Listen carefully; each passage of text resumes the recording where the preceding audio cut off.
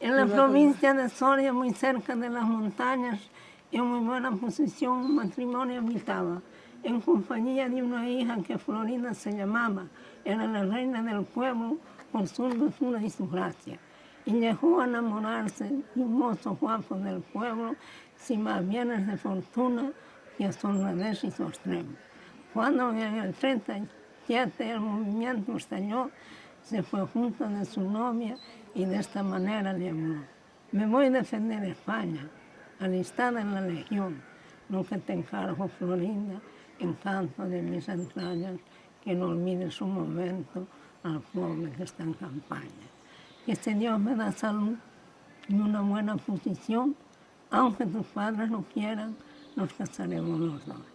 Vete a la guerra, Antonio, aunque me cause dolor, sin miedo a que te olvide por otro en mi corazón. Se despidieron llorando aquella hermosa pareja con el alma destrozada de tanto dolor y pena. Mas tenía poco tiempo que el mozo al frente marchó, otro rico caudolado de amores la pretendió, diciendo que el mes de mayo, prenda de mi corazón, si me quieres cuanto tengo, pongo a tu disposición. Mas ella le contestó, diciendo de esta manera: ni me casaré contigo, ni me importan tus riquezas, porque le hice juramento al que a la guerra marchó, de no ser para más nadie, sino en mi corazón. Echando sus ojos fuego y su boca espumajo, juró venganza de ella por haberlo despreciado. Se fue junto de los padres de aquella hermosa doncella, diciendo: me ha despreciado por el que está en la guerra. El padre le contestó: no te preocupes de nada, que ella ha de ser tu mujer aunque tenga que matarla.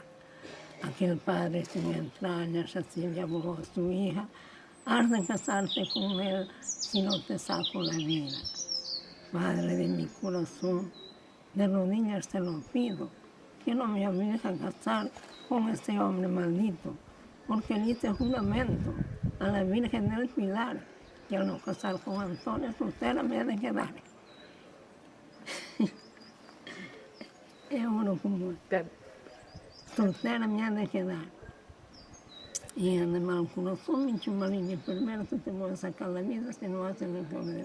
Válgame Dios de los cielos, válgame la Virgen Santa, por culpa del interés por ser una desgraciada.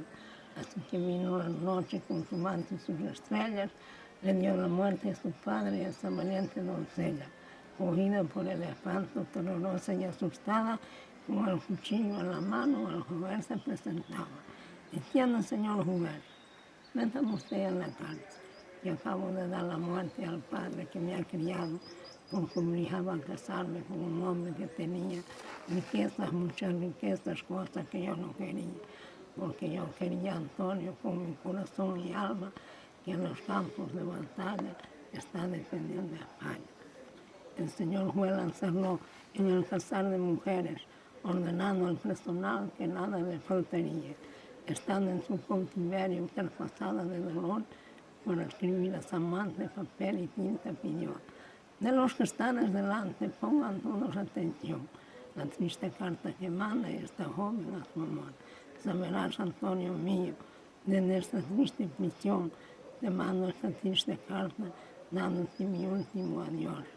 Saberás, Antonio mío, solo por quererte a ti, le ha sacado la vida al padre que me crió, porque me obligaba a casarme con un hombre que tenía riquezas, muchas riquezas, cosas que yo no quería. Pero te juré a ti, amor constante y firmeza, que para otro no sería, antes me trae la tierra. Y ahora que tú sabes que soy fiel a tu amor, a la pobre prisionera te largo de compasión. Si es que me quieres, mira, en mi última hora feliz, pide permiso a tus jefes de despedirte de mí. Pero si es que tardas mucho, Antonio, de mis entrañas, ya no existirá en el mundo aquella que tanto amabas. Tan pronto recibió Antonio la carta de su Florinda, pidió permiso a sus jefes al tiempo que le pedía, y como era buen soldado se lo dieron enseguida.